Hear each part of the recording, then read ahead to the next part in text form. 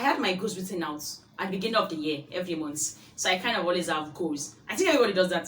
So I'm not the only one. So I have goals like what I want to achieve for the year in 2018. So at the end of the year, I go through what I've written down and I'll be like, okay, so what have you done so far this year? What have you been able to achieve? And which ones do I have to carry over to the next year and work better to ensure I achieve it? So at the end of 2018, there's this funny thing I used to do just before when I was little, while growing up. So I don't know what the name is still called. I don't know if every one of you is still doing it. Am I the only one still doing this childish thing? So the thing whereby I kind of write the list of the things I want my brothers to give to me, my family members to give to me. So it's like from January to December, I have something I want. So at the end of every month, I will always receive something from people. So I write things out. My brothers, my sisters, my mom, my cousins, they take a look at it and then they have a tick on the things they want to do. So when they tick, I wrote it down. Okay, my mom is giving me this, my brother is giving me this. Like I do that yearly when growing up.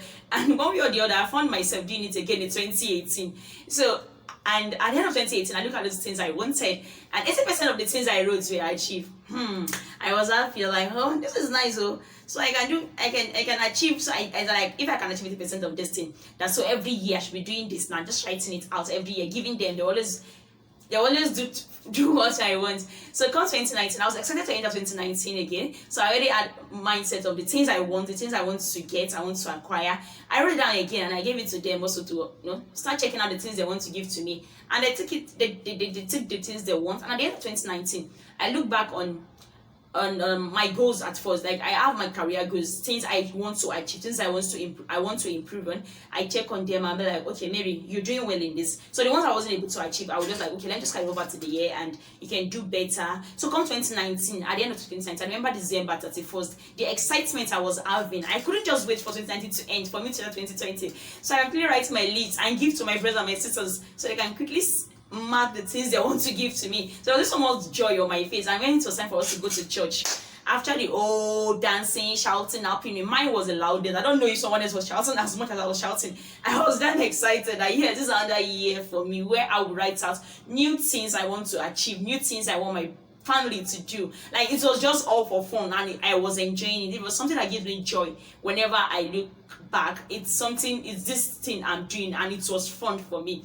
So I remember we were now coming back from the crossover nights. As we were coming back from home to church, it's like 15 minutes walk. So as we were walking down, and I remember my brother started singing right from the church till we got home. We were singing and dancing, and guys, I was the one dancing the most. Even though I don't know how to dance, I was dancing the most because I was so much excited that yes, 2020 has come, oh, it has arrived, oh yeah, let me begin to write out all the things I want that I must achieve for 2020. That no, 2020, I'm not even doing carryover this time around. I must achieve them all. So much excitement, joy, and happiness. But now, you all know what happened now. I don't need to tell you. And I had to go over to my diary where I wrote down the things I want to achieve. And looking at the things I want, like I do this mostly December period to look at the things, am I able to achieve them? But I don't even need to wait December again. This is December to me already. Because 2020 has even ended already. And I looked at it and I'll be like, you don't need to even ask me if I was able to achieve them or not.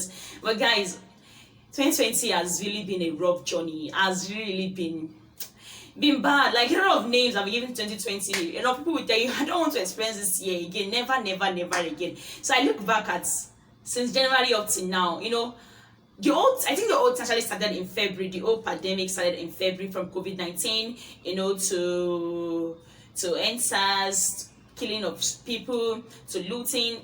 A lot of things has happened this year. Lockdown here and there. And I thought of what have I learned so far in the midst of this all. What have I learned? So I'm sharing with you guys, like I think five things in which I have learned that 2020 has taught me. 2020 has really taught me. So I'm sharing with you guys what it has taught me and what I want to do better going forward. And I'm hoping you guys also find this helpful as I share with you what I have learned, my lessons so far in 2020. So guys, what has 2020 taught me so far? Firstly, I've learned to invest in myself, invest in your personal growth, guys. You know, it's something very important that we should do. invest in your personal growth. Ensure you grow on a daily basis. Now, the same way we get to measure, or the same way we get to check our weight almost on a weekly basis to see how many kg have I had, how many kg have I lost, like kind of a thing. It's also important that we have a check for our life on your personal growth, to check yourself maybe at the end of each month or 3 months. Look at yourself and be like, okay, so how have I grown? What has been different about me? What is something I've done differently? You know, when I say you should invest in personal growth, it doesn't have to be in monetary times all the time. It doesn't have to be monetary times. You can actually invest in other resources, but most importantly, invest in your personal growth. You know, I have these 2 friends, my very 2 good friends. You know, when I was talking to them, I discovered that they actually registered for courses maybe since the beginning of this year. And funny enough, they bought these courses with their money, but yet here they are. They've not even achieved half of.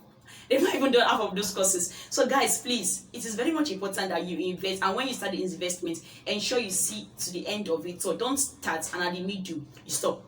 So second lesson I've learned in this 2020, do the things you love.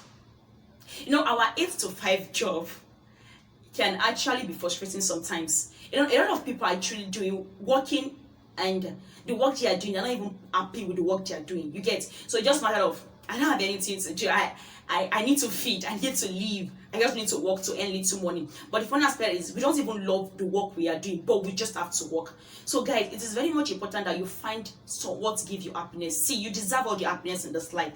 You deserve to be happy. So guys, do something you love doing. As for me, there's something I love doing. Even though I'm not fully into it, I make sure I find myself doing it, of which is, I love acting. I love acting. So even though I'm not a full-time actress, you don't joke with, at every opportunity I get to act. Even at home, while I'm just at home and everybody's just sitting down and nobody's talking, everybody's kind of bored, I try to do something. I try to act a movie. Don't mind me, I do movie even on my own, a movie that I watch alone and my family members watch along with me. So guys, what I'm just saying is that do something you like, do something you love, something you love doing. Your 8 to 5 job is not the end of it all, you know. So do something you love doing. And thirdly, what has 2020 taught me? 2020 has taught me that I should have a side hustle. Side hustle is something that I know we must have heard times without number. Like almost every day, people talk about having a side hustle, and people begin to look at, how can I even have a side hustle? When the work I am doing, how much am I even earning? That I will move out of it and say, let me start a business that I can be doing. You know, the whole drama of the side hustle is to have another means of income. Because the truth is, our 8 to 5 job that we are doing, believe me, no organization can promise you a lifetime employment until you want to retire. No organization will ever promise you a lifetime employment until you want to retire. Anything can happen in between. Change is constant. Anything can happen. You can wake up, like of course we see what actually happened over the year 2020, where a lot of people were sacked. Some people's salaries were slashed. Some people lost their jobs. Funny things happened throughout this year. You know, and so it is very much important as a person that we have something we can fall back on, have another means of income, have something that brings money in for you. Don't just depend on my 8 to 5 kind of a job. And really, you don't need a big capital before you start your side hustle. You know, just look around you, where you stay, wherever you find yourself. Look at what is missing in this place I am into. What do they lack? What is things that people are not getting as they want to get, and try to fill in the gap for them. Try to do something to fill in the gap. So have a side hustle, have something else that will bring in another, no matter how little it may be. Believe me, a little drop like an ocean. I don't expect you to start a side hustle that is so big and boom, it blows at the time. No, start very little. The little you start, continue gradually, and then you get to somewhere. So have something that brings in. Don't depend totally on your 8 to 5 job. Have a side hustle. Anything can happen to your 8 to 5 job any day, anytime. And fourthly, what has this year taught me? It has taught me to have goals that are achievable.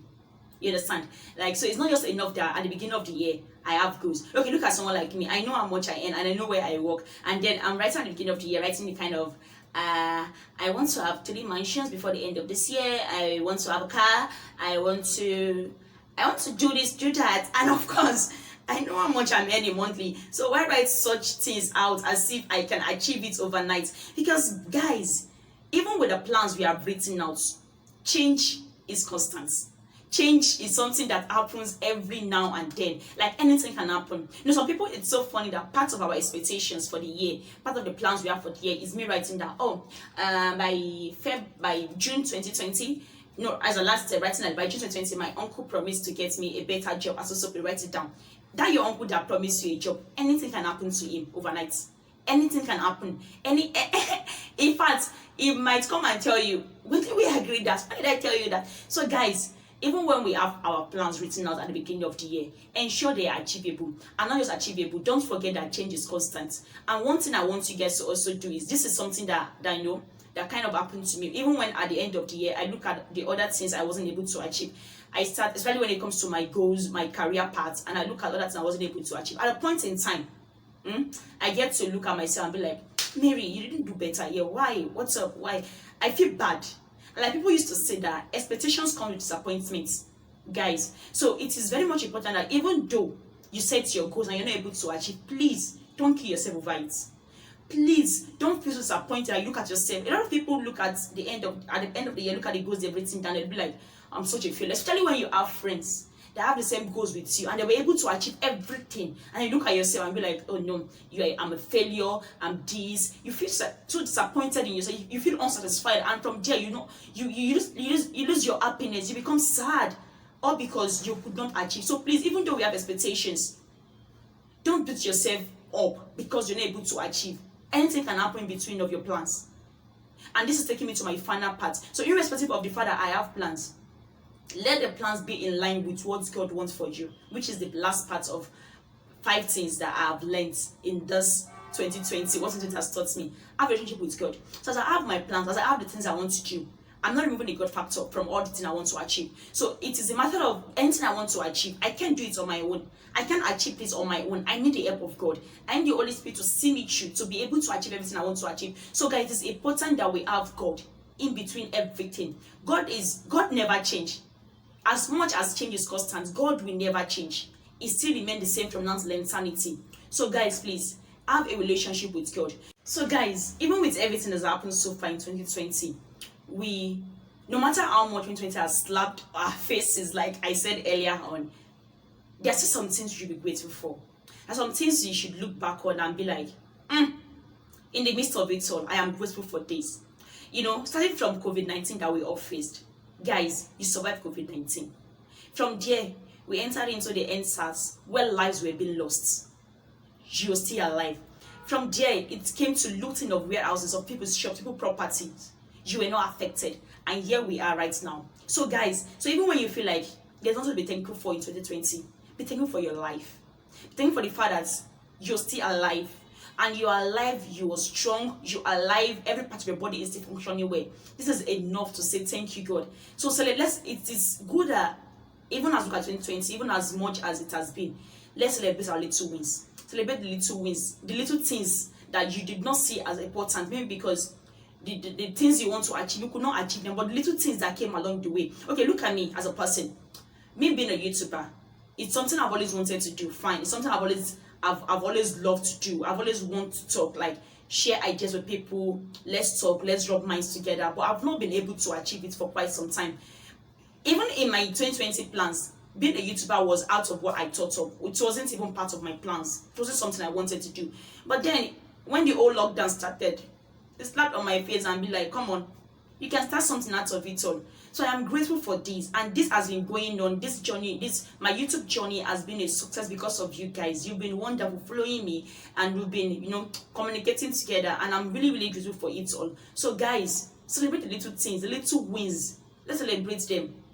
Don't just look at, I couldn't achieve the big things. Those big things will surely come. They will eventually come. And one other thing I'm grateful for so much for this year is the fact that now I have this, I just have to say this, now I have this closer relationship with God. Like when I was working, like last year when we would go to work morning, come back at night, I can't remember the number of minutes I use when it comes to me praying, me studying the word. But now I have much time to have more time to study, more time to pray. And while doing that, I discovered that this God is just too sweet. I got to know more about him. No one can know God to the end of it or to the bottom of it all. But the little I've known, I taste for more every day. A relationship with God is the best thing I can always say in 2020, or if not for anything. I got to know my Father in heaven more. I got to have a more closer relationship with Him, and that is a big win for me. So guys, celebrate yourself and little things you've been able to do this year. Even with the fact that many people were sacked, some other people got a new employment, they got a new job, they got promotion, they got a better pay. You were able to start something, no matter how little you might have started. You started everything. Same in this year 2020 that we've said is the bad year for everyone. So please celebrate the little things you're able to achieve. Guys, it won't take much of your time to take a pen and a biro to write down some things. Take your time to think of just little things that has happened in between of this year. Maybe you even went out, you embarked on a journey, and you discovered that one way or the other you had an accident and nothing happened to you. You're fine. You came out and you never had a scratch on your body. It's something to be happy for. It's something to say thank you to God for. So take our time to write those little things you're able to achieve and be grateful for. Guys, thank you very much for watching my video to the end today. And if you are yet to subscribe, kindly subscribe now. Alright guys, thank you very much. Continue to keep safe, and by God's grace, Nigeria will eventually get better. See you again next time.